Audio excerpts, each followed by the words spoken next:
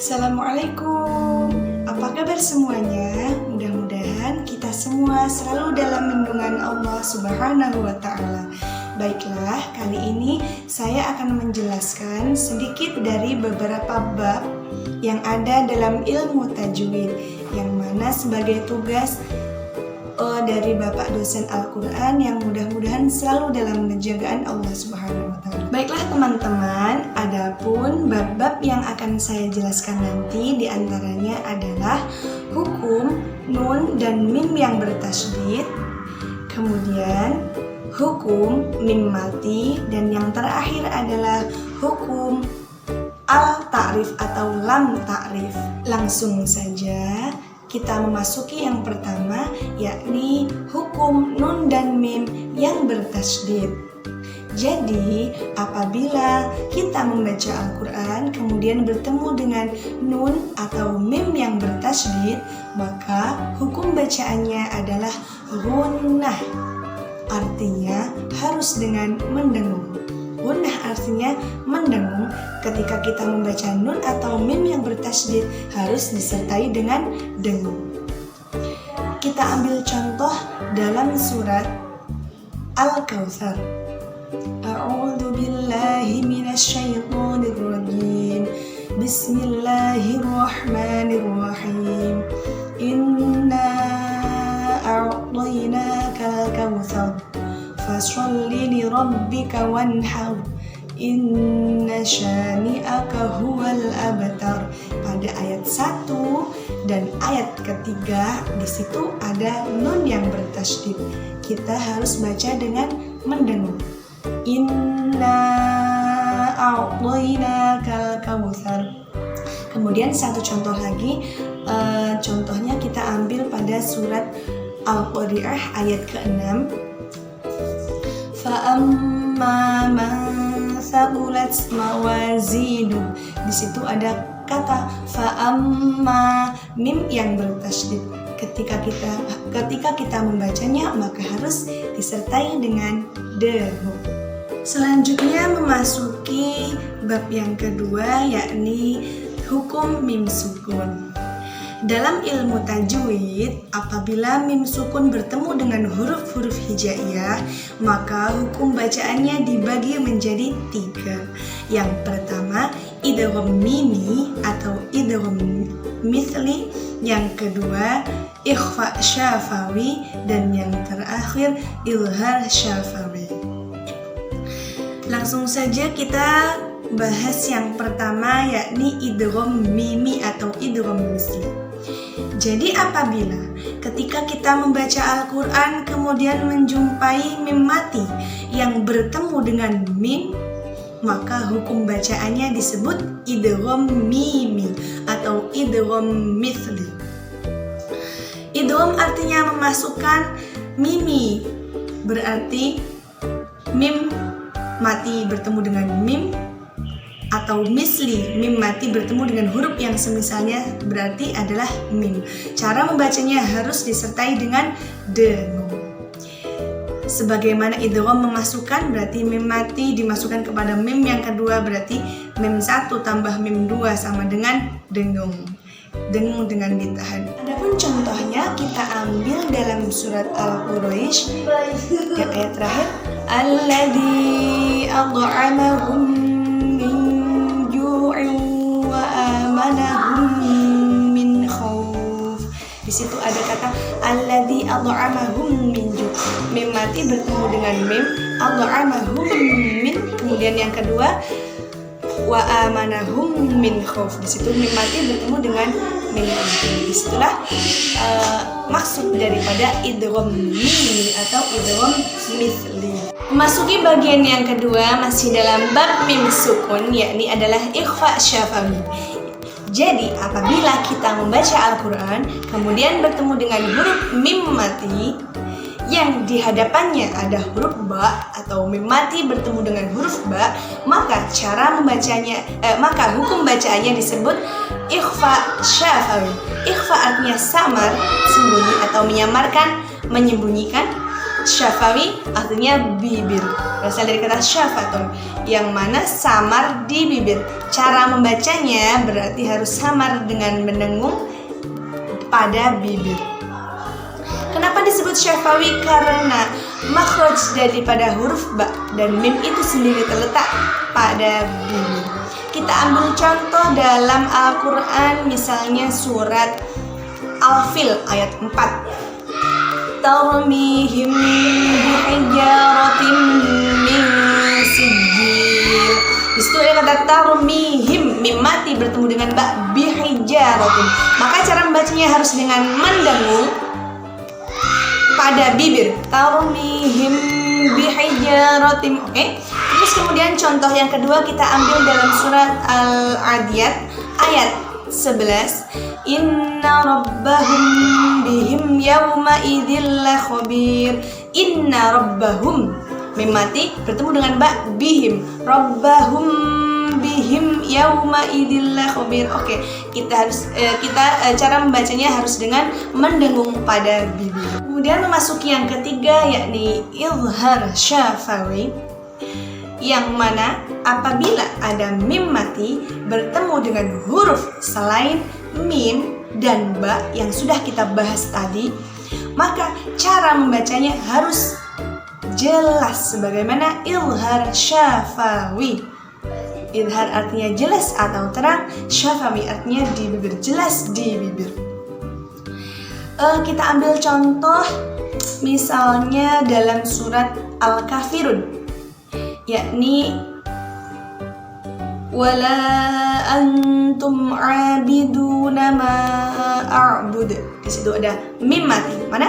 Wala antum, mim mati bertemu dengan ain. Selain ba dan mim kan? Wala antum abiduna ma a'bud. Tidak boleh wala antum abiduna ma a'bud. Salah. Cara membacanya harus jelas, tegas, terang. Wala antum abiduna ma a'bud. Kemudian contoh yang kedua masih dalam surat Al-Kafirun ayat terakhir. Lakum dinukum waliyadin. Di situ ada dua sekaligus contoh mim mati. Lakum, mim mati bertemu dengan dal. Lakum dinukum. Kemudian yang kedua dinukum, mim mati bertemu dengan waw, dinukum waliyadin. Cara membacanya jelas, semuanya jelas. Lakum dinukum waliyadin. Tidak boleh lakum dinukum waliyadin. Salah. Oke, itulah yang disebut izhar syafawi.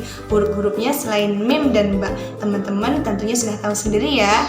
Huruf hijaiyah sudah hafal kan?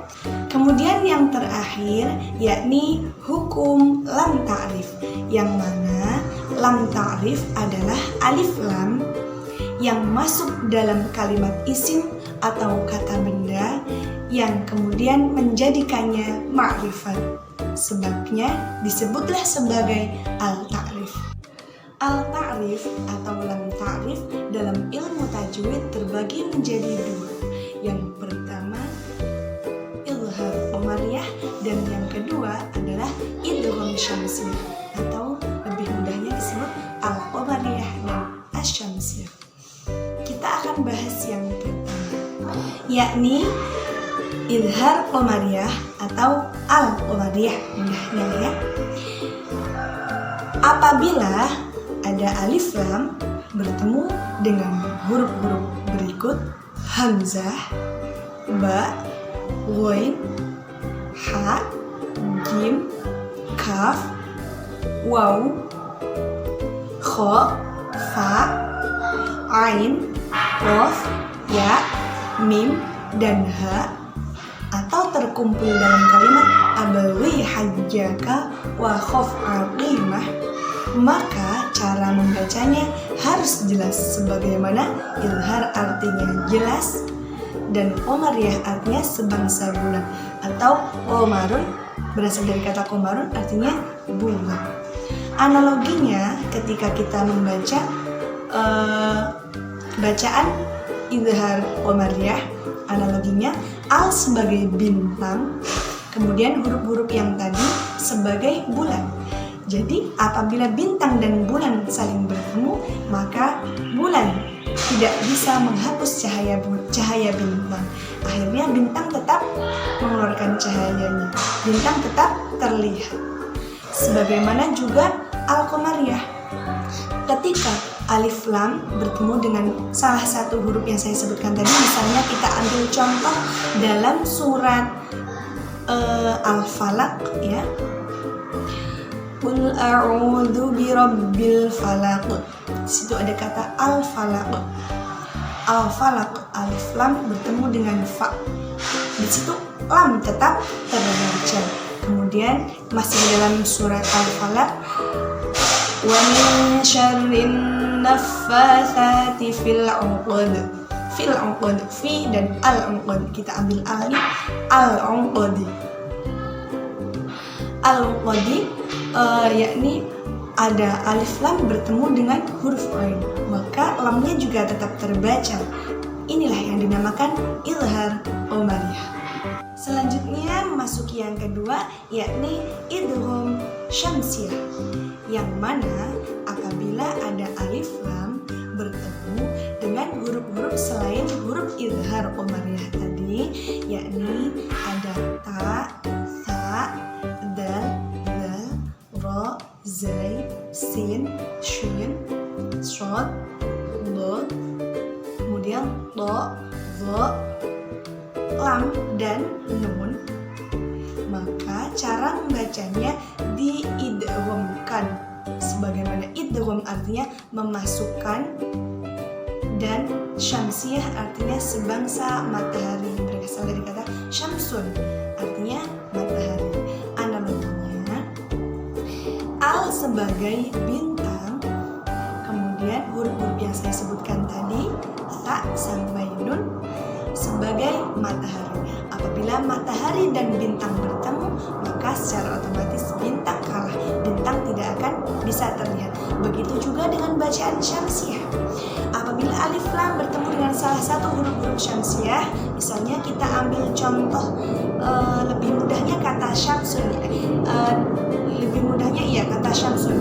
Jadi al kita masuki shin, misalnya kata asyamsu, padahal secara tulisannya al-syamsu.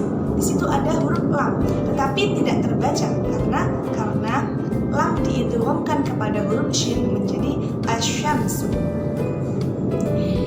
Inilah yang dimaksud bacaan al-asyamsiyah.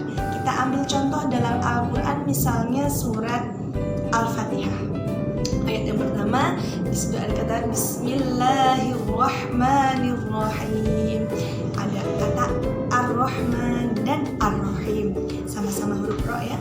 Di situ kalian bisa lihat tulisan Ar-Rahman dan Ar-Rahim. Di situ terlihat jelas setelah alif ada huruf lam, tetapi lam tidak terbaca, langsung diidghamkan atau dimasukkan kepada huruf ro. Ar-Rahman, Ar-Rahim.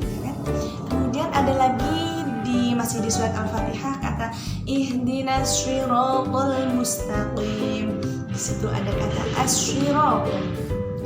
Di situ asyirat, sebelum huruf shad jelas ada huruf lam. Kenapa lam tidak terbaca? Karena bacaan syamsiyah atau idgham syamsiyah. Lam diidghamkan kepada huruf yang ada di depannya, yakni shad. Ihdinas syiratal mustaqim, bukan ihdinal syiratal mustaqim. Oke, itulah tadi penjelasan dari saya tentang beberapa bab yang ada dalam ilmu tajwid. Mudah-mudahan bermanfaat, dan untuk Bapak dosen mudah-mudahan selalu dalam penjagaan Allah Subhanahu wa taala. Terima kasih sudah menonton teman-teman semuanya. Assalamualaikum warahmatullahi wabarakatuh.